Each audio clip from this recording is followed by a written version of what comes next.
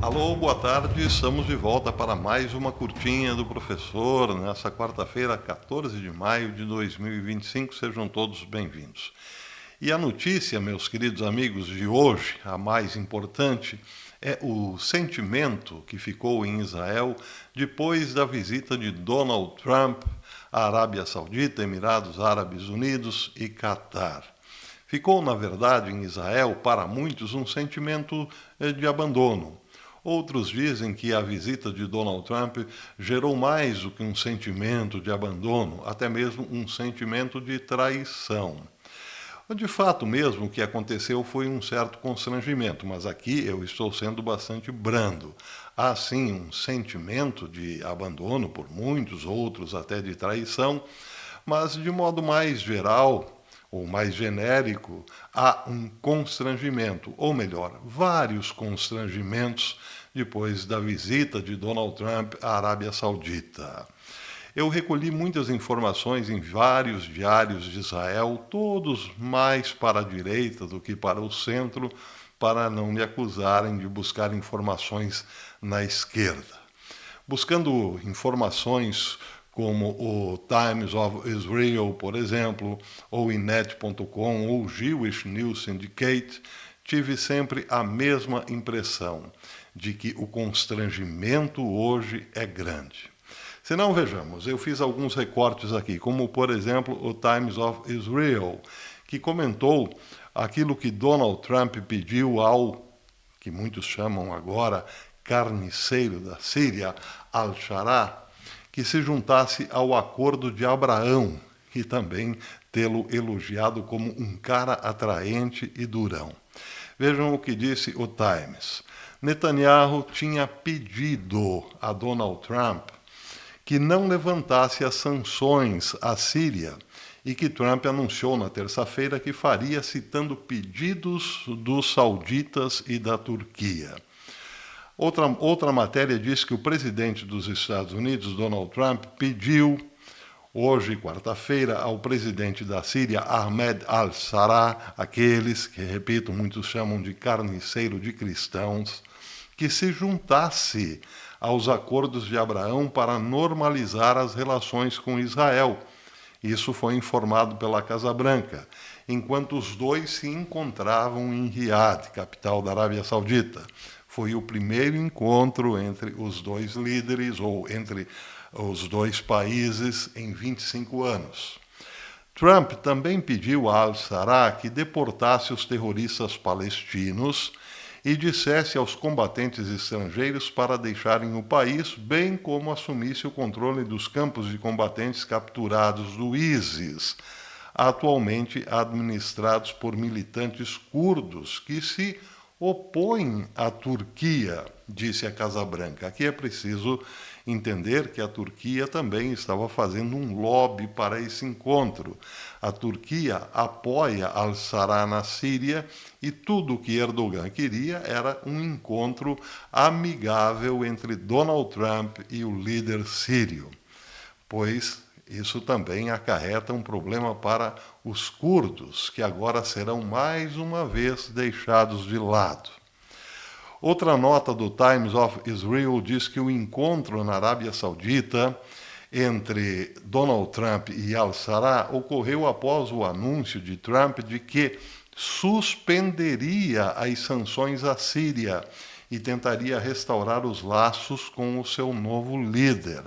Uma medida que o primeiro-ministro Benjamin Netanyahu, diz aqui o Times, conforme tinha sido relatado na quarta-feira passada, tinha solicitado que Trump não tomasse essa atitude quando o premier estava em Washington no mês passado.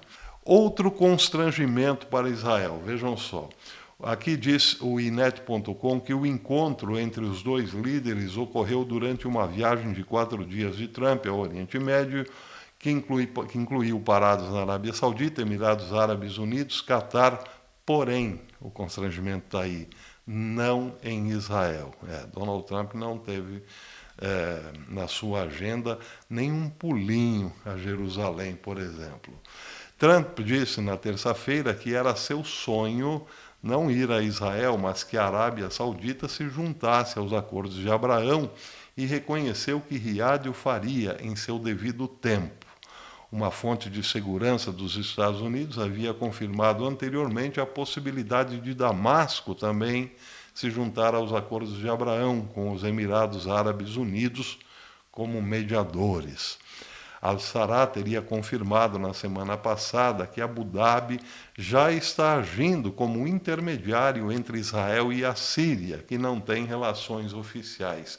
E isso Israel em nenhum momento reconheceu. Bem, em relação à Arábia Saudita, o príncipe herdeiro Mohammed bin Salman e, por vídeo, o presidente da Turquia, Recep Erdogan, compareceram à reunião de Trump com Al-Sarraj na quarta-feira, hoje, juntamente com outras autoridades, incluindo o secretário de Estado dos Estados Unidos, Marco Rubio. E Trump tinha dito ontem que a sua decisão de suspender as sanções à Síria ocorrera a pedido dos líderes da Arábia Saudita e da Turquia. Vejam que em nenhum momento, e esse também é outro constrangimento, existe aí uma participação mínima que seja do governo israelense nessas decisões todas tomadas por Donald Trump, em nome do Acordo de Abraão. Então parece que o Acordo de Abraão já não é definitivamente em nada pertencente a Israel, ainda que o nome seja do pai dos hebreus. Voltando aqui à matéria do INET, diz que Washington e os países do Golfo estariam supostamente tentando afastar a Síria da influência iraniana, o que justificaria, digamos, uma relação mais próxima de Trump com o governo sírio. Teherã tinha jurado destruir Israel e apoiado o antigo regime de Assad durante a guerra civil sangrenta na Síria. E agora, então, com esse novo governo, as coisas ficariam bem melhores, já que a presença do Irã não seria mais vista, não seria mais constatada junto ao governo sírio. O que, para muitos, não significa muita coisa, porque essa influência é mais espiritual ou mais intelectual do que política propriamente. Mas, enfim, há aqui, portanto, uma justificativa para essa aproximação de Trump com o governo sírio. Enquanto isso, a Turquia vem ampliando a sua presença na Síria e apoiando grupos rebeldes alinhados com Al-Sarraj durante a guerra civil. Então aqui há uma mudança, sai o Irã de uma interlocução mais direta com o governo sírio e entra a Turquia, o que para muitos também, lá em Israel, não muda substancialmente nada na relação com a Síria. Em declarações a repórteres no Air Force One, após a reunião com Al-Sarraj, Trump disse que o novo líder sírio, que criou um grupo jihadista anteriormente ligado à Al-Qaeda, é um cara jovem e atraente, um cara durão, com um passado forte, um passado muito forte, o passado de um guerreiro, disse Donald Trump, aqueles que para os cristãos, repito pela terceira vez, é considerado um carniceiro. Trump disse a respeito de Al-Sarraj também o seguinte: ele tem uma chance real de se manter unido. Falei com o presidente Erdogan, que ele é muito amigo de Al-Sarraj. Ele acha que tem chance de fazer um bom trabalho. A Síria é um país dilacerado, disse Donald Trump. Mas aí, claro, a lógica é bastante rasa nesse caso, porque qualquer que governe um país dilacerado tem a chance de torná-lo um pouco melhor se quiser. Mas, enfim, segue aqui a matéria do Inet.com dizendo que, lembrando também, como disse o Times of Israel, que Netanyahu tinha pedido, quase que implorado a Donald Trump que não suspendesse as sanções à Síria. Isso também foi revelado por uma autoridade israelense, a Associated Press, hoje. A autoridade disse que o pedido foi feito devido à preocupação de Netanyahu de que um ataque transfronteiriço semelhante ao do Hamas em 7 de outubro de 2023 pudesse acontecer de novo em Israel, patrocinado dessa vez pelo governo sírio. A autoridade falou sob condição de anonimato porque não estava autorizada a discutir o pedido com a mídia. Já o gabinete de Netanyahu não respondeu imediatamente a um pedido de comentário sobre esse relatório. Israel alertou contra o rápido reconhecimento do novo governo na Síria, expressando um profundo ceticismo sobre as intenções de al-Sarraj, que até recentemente tinha uma recompensa de 10 milhões de dólares dos Estados Unidos por sua cabeça, desde que sua coalizão rebelde liderada por islâmicos derrubou o regime de Bashar al-Assad em dezembro. Agora, para os Estados Unidos, ele não é mais um procurado, mas sim um cara bacana, um guerreiro, não é? Enfim.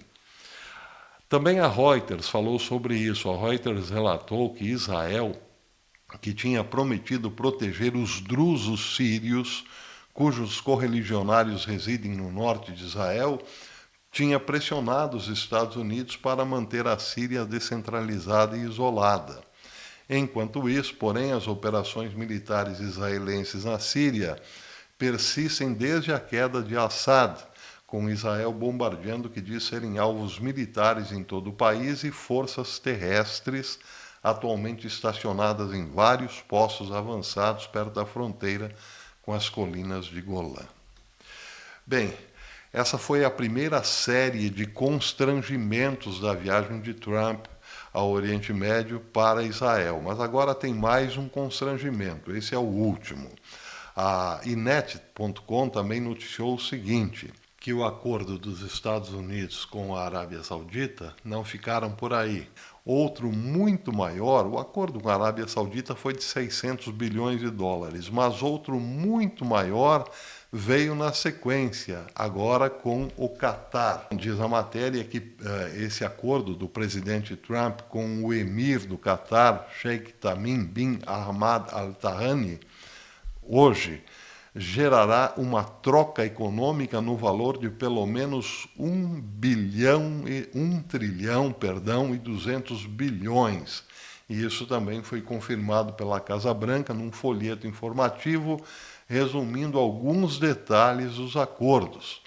Os acordos incluem assinatura conjunta em 96 bilhões com a Qatar Airways, para a compra de até 210 aeronaves Boeing 787 e 777X com motor GE Aerospace, segundo o informativo. Eles também incluem uma declaração de intenções que pode levar a 38 bilhões em investimentos na base aérea de Al-Udeid, no Catar e em outras capacidades de defesa aérea e de segurança marítima. Por que isso constrange Israel? Porque Israel sabe que quem está no centro do antissemitismo gerado nas universidades norte-americanas, mas também na Europa, é o Catar. Segundo fontes do governo de Benjamin Netanyahu, o Catar é quem tem patrocinado a cultura do antissemitismo, tanto nos Estados Unidos quanto na Europa, porque tem muito dinheiro. E isso também, entre outras coisas, quero dizer o seguinte: Donald Trump está fazendo uma série de acordos trilionários com esses países inimigos de Israel. Bem, é claro que, considerando o valor do dinheiro, Donald Trump estaria dando mais crédito hoje, mais atenção, mais apoio aos países, digamos, contrários a Israel do que a Israel propriamente, porque aqui a lógica econômica ou monetária é muito simples.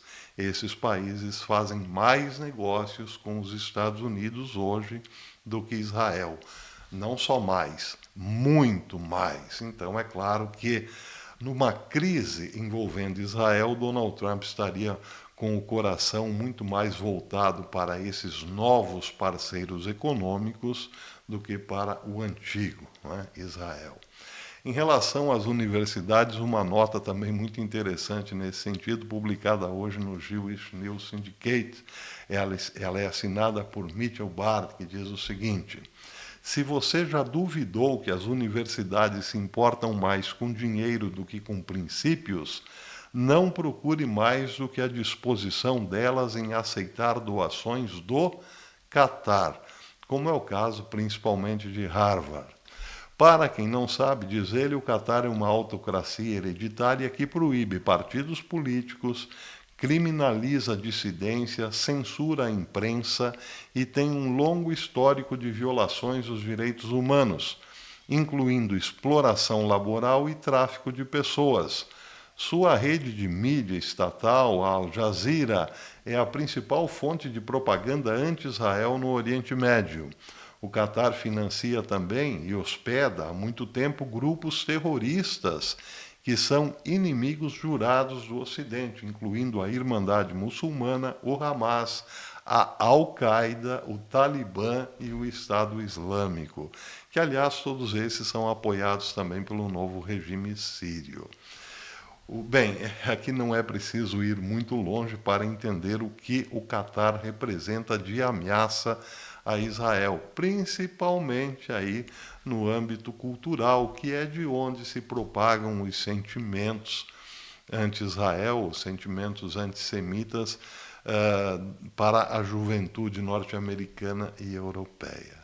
Então, voltando aqui à questão principal do constrangimento, que pode de fato ir muito além do constrangimento. Israel está seriamente preocupada, porque afinal de contas é muito dinheiro em jogo. É claro que os adoradores de Donald Trump dirão que ele tem sempre um plano, uma carta na manga lá no final. Pode até ser, mas de concreto mesmo, o que existe agora é um interesse comercial gigantesco. São trilhões de dólares em jogo. E se o dinheiro conta, podemos dizer que hoje a menina dos olhos do presidente Donald Trump é a Arábia Saudita, mas também os seus vizinhos ali como Emirados Árabes Unidos, o Catar e daqui a pouquinho, não demorará muito, a própria Turquia. A antiga menina dos olhos já está muito lá para trás, quem sabe bem perto dos curdos. Esse é um problema que está realmente preocupando a Israel nessa nova fase do governo Trump. Bem, agora que venham as pedradas. Até depois, se Deus quiser, amanhã eu volto.